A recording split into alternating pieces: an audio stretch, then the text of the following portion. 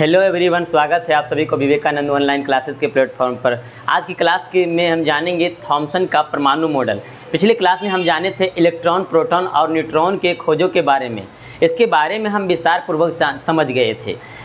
जो पिछले क्लास के वीडियो को नहीं देखे हैं वो जा करके वो वीडियो को देख ले, जिसमें से समझ में आएगी कि इलेक्ट्रॉन, प्रोटॉन और न्यूट्रॉन की खोज कैसे हुई, इनके आवेश, द्रव्यमान में क्या क्या फ़र्क आए, तो सब कुछ इसमें जाकर पता चल जाएगा। आज की क्लास में हम जानेंगे थॉमसन का परमाणु मॉडल। आइए इस क्लास को समझते हैं। जब इलेक्ट्रॉन, प्रोटॉन और न्यूट्रॉन की खोज हो चुकी थी तो अब दुविधा ये थी कि परमाणु के अंदर ये सब व्यवस्थित किस प्रकार से होते हैं। परमाणु के अंदर इलेक्ट्रॉन, प्रोटॉन और न्यूट्रॉन की व्यवस्था किस प्रकार से होती है। इन सभी प्रकारों को देने के लिए कई प्रकार के मॉडल व्यवस्थाएं, जिसमें से पहला और सर्वप्रथम मॉडल व्यवस्था थॉमसन का है, जिसका अंश ये कहा गया सर्वप्रथम थॉमसन मॉडल, परमाणु का सर्वप्रथम थॉमसन मॉडल। उसके बाद फिर आए रदरफोर्ड का मॉडल, फिर आए नील्स बोर का मॉडल। कई प्रकार के मॉडल व्यवस्था यहाँ पर आए।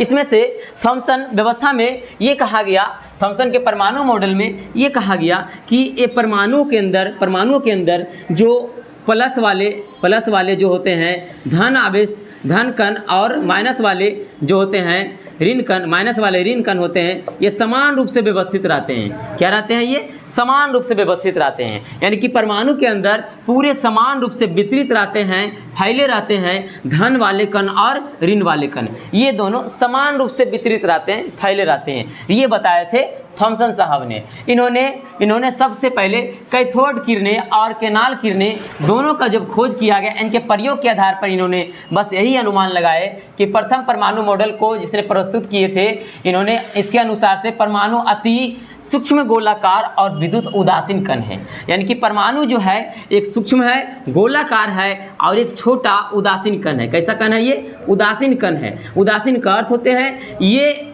माइनस में और प्लस में दोनों संख्या में ये बराबर रहते हैं। ये जो है ऋण आवेश जो है, ये ऋण आवेश जो है ये बराबर रहते हैं धन आवेश के बराबर रहते हैं। यानी कि धन आवेश, ऋण आवेश दोनों बराबर संख्या में रहते हैं। ये उदासीन कण कहे गए हैं।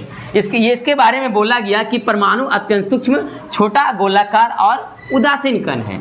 इन कणों के बाद ये पता लगाया गया कि ये उदासीन कण है, लेकिन ये व्यवस्थित किस प्रकार से रहते हैं। तो इन्होंने पहले ही बता दिए थे कि प्लस और माइनस समान रूप से वितरित रहते हैं। यदि आपसे पूछा जाएगा कि थॉमसन के परमाणु मॉडल में ऐसा क्या बताया गया था परमाणुओं के बारे में, इलेक्ट्रॉन, प्रोटॉन और न्यूट्रॉनों के बारे में, इन्होंने साफ तौर पर यही कहे कि इलेक्ट्रॉन, प्रोटॉन और न्यूट्रॉन सभी ये सब बराबर रूप से व्यवस्थित रहते हैं, समान रूप से व्यवस्थित रहते हैं।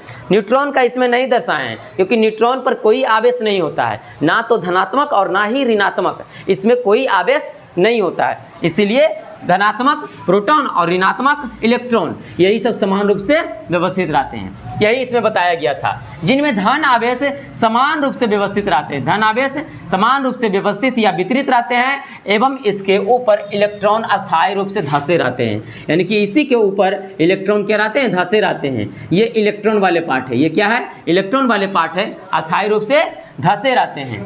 फिर थॉमसन ने परमाणु मॉडल को तरबूज के मॉडल भी कहा, क्योंकि इन्होंने बताए कि तरबूज में जैसा लाल रंग के जो होते हैं, लाल रंग के जो भाग होते हैं, ये लाल रंग के भाग क्या है? तो ये धन आवेश है। क्या है? धन आवेश, यानी कि प्रोटॉन है। और इसके अंदर जो बीज है ये ऋण आवेश बोले तो इलेक्ट्रॉन है। क्या है? इलेक्ट्रॉन है। इसमें यही बताए कि प्रोटॉन इलेक्ट्रॉन में जो बीज है ये ऋण आवेश है, और धन आवेश ये लाल वाला खाने वाला है। इसमें लाल वाला भाग धन आवेश और बीज वाला भाग ऋण आवेश है। यही इन्होंने इस बात को बताए थे। तो थॉमसन के परमाणु मॉडल के अनुसार से ये तरबूज का मॉडल भी इन्हें कहा गया।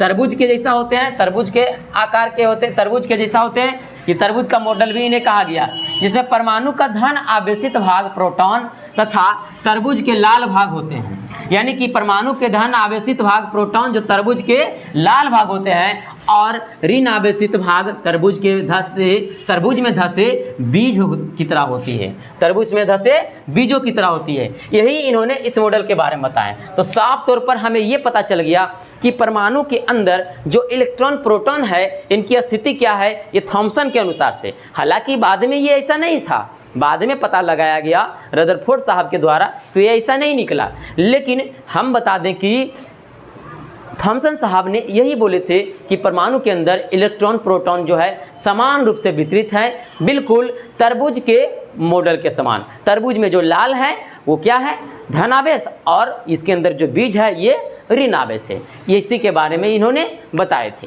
थॉमसन के परमाणु मॉडल में ये दोस्तों को पता चला था कि ये जो परमाणु जो है, परमाणु के अंदर यदि ये धन आवेश और ऋण आवेश ये दोनों जब वितरित हैं तो फिर इस पर अल्फा कणों से जब प्रहार कराया गया, जब इस परमाणु पर अल्फा कणों से जब प्रहार कराया गया तो ये अल्फा कण एक ही जगह से क्यों लौट जाते हैं, अल्फा कण एक जगह से क्यों लौट जाते हैं, और ये परमाणु के अंदर कई स्थानों से ये बार बार पार कर जाते हैं। जब ये बराबर स्थानों पर वितरित है, तो जाएगा तो लौटेगा तो सब जगह से, लौटना चाहिए सब जगह से, लेकिन कुछ जगह से ये लौट जाते हैं और कुछ जगह से ये पार कर जाते हैं। अल्फा कण कुछ जगह से क्या हो जाते हैं, पार कर जाते हैं, कुछ जगह से लौट जाते हैं। ऐसा क्यों होते हैं? क्योंकि थॉमसन साहब ने बताए थे कि ये तो सब जगह जब वितरित है, सब जगह फैले हुए हैं, तो ये लौट क्यों रहे हैं।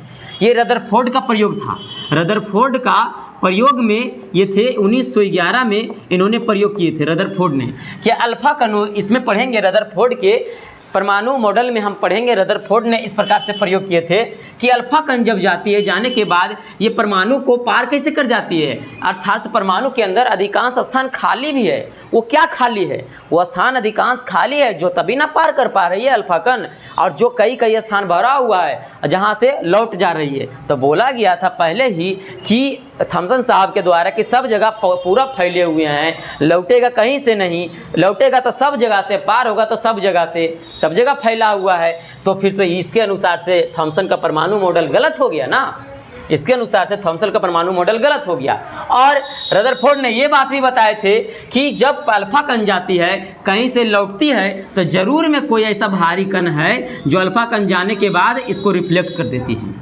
जरूर ऐसा कोई भारी कण है जो अल्फा कण जाने के बाद उसको लौटा देती है। और जहां से अल्फा कण पार कर जाती है कि जरूर ऐसा कोई हल्का कण है जो अल्फा कण को लौटा नहीं पाती है और वो पार कर देती है। क्या हो जाती है, परमाणु को पार कर जाती है। यानी कि उसी समय से रदरफोर्ड ने पहली बार बताए कि हाँ, परमाणु के अंदर कोई भारी कण है, तो बताया गया, पता लगाया गया कि इलेक्ट्रॉन, प्रोटॉन, न्यूट्रॉन के अलावा भारी कण कौन हो सकते हैं। भारी कण तो इसमें प्रोटॉन और न्यूट्रॉन हो सकते हैं, क्योंकि इलेक्ट्रॉन का तो भार लगभग में 0 के बराबर होते हैं, इलेक्ट्रॉन का तो भार नहीं होंगे। तो कह सकते हैं कि जहां से पार कर जा रही है अर्थात तो वहाँ इलेक्ट्रॉन होगा। क्या होगा, वहाँ इलेक्ट्रॉन होगा, तभी वो पार कर गई है। और जहाँ भारी कण है वहाँ प्रोटॉन और न्यूट्रॉन होगी, तभी ये लौटा दे रही है। तब रदरफोर्ड ने एक सिद्धांत दिए कि परमाणु के अंदर एक भारी कण मौजूद है बीच में, उस भारी कण को हम कहते हैं नाभिक। क्या नाम से जानते हैं,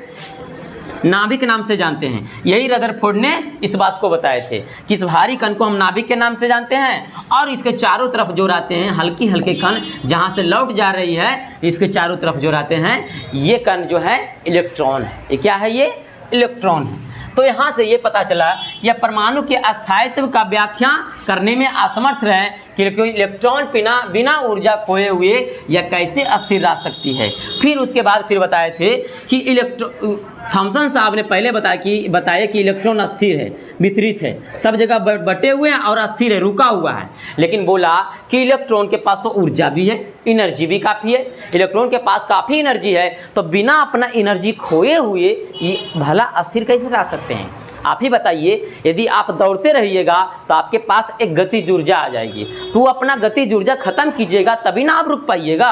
यदि आपकी गतिज ऊर्जा नहीं खत्म हो पाएगी तो आप दौड़ते रहिएगा, अचानक रुकने का कोशिश कीजिएगा तो नहीं रुक पाइएगा, जब तक कि आपका ऊर्जा खत्म ना हो जाए। उसी प्रकार से इसमें ये पता चला कि इलेक्ट्रॉन के पास तो ऊर्जा है, इलेक्ट्रॉन का बिना ऊर्जा अपना खत्म किए हुए ये भला अस्थाई कैसे रह सकते हैं, ये रुके हुए कैसे रह सकते हैं। अर्थात इलेक्ट्रॉन गति करता हुआ है, अर्थात इलेक्ट्रॉन गति करता हुआ है। इस थॉमसन के इस अस्थाई वाले मॉडल को गलत कर दिया कि इलेक्ट्रॉन अस्थाई है, प्रोटॉन अस्थाई है, रुका हुआ है, बटे हुए हैं, इसको गलत कर दिया गया। फिर आगे नाभिक की उपस्थिति का पता, जिसमें से रदरफोर्ड ने नाभिक की उपस्थिति का पता लगाया कि जरूर परमाणु के अंदर कोई भारी कण है जो क्या कर देते हैं, विक्षेपित कर देते हैं। किसको विक्षेपित कर देते हैं, ये अल्फा कणों को विक्षेपित कर देते हैं, लौटा देते हैं।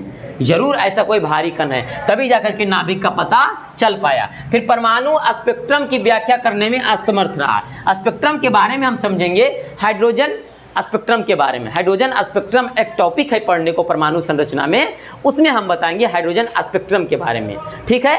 तो उस समय परमाणु स्पेक्ट्रम की व्याख्या करने में ये असमर्थ रहे।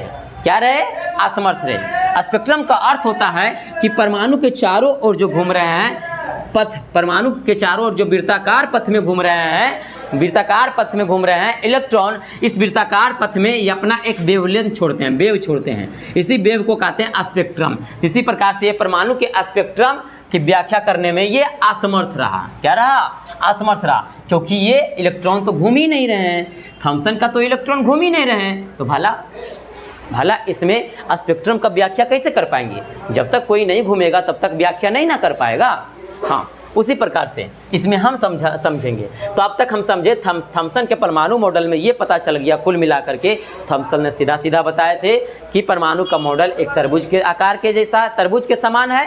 तरबूज के अंदर जो लाल वाले भाग हैं ये परमाणु का धन आवेश वाले भाग है, अर्थात प्रोटॉन है। आप इसके अंदर, तरबूज के अंदर जो बीज के रूप में है ये इलेक्ट्रॉन है, ये ऋण आवेश वाले भाग है, इलेक्ट्रॉन है, ये बताया गया इनके द्वारा। और इनके दोषों के बारे में बता दिया गया कि परमाणु अस्थाई नहीं है, अर्थात परमाणु के अंदर जो इलेक्ट्रॉन है ये चक्कर लगाते जा रहे हैं, घूमते जा रहे हैं, ये अस्थाई नहीं है, क्योंकि इलेक्ट्रॉन के पास काफ़ी ऊर्जा है।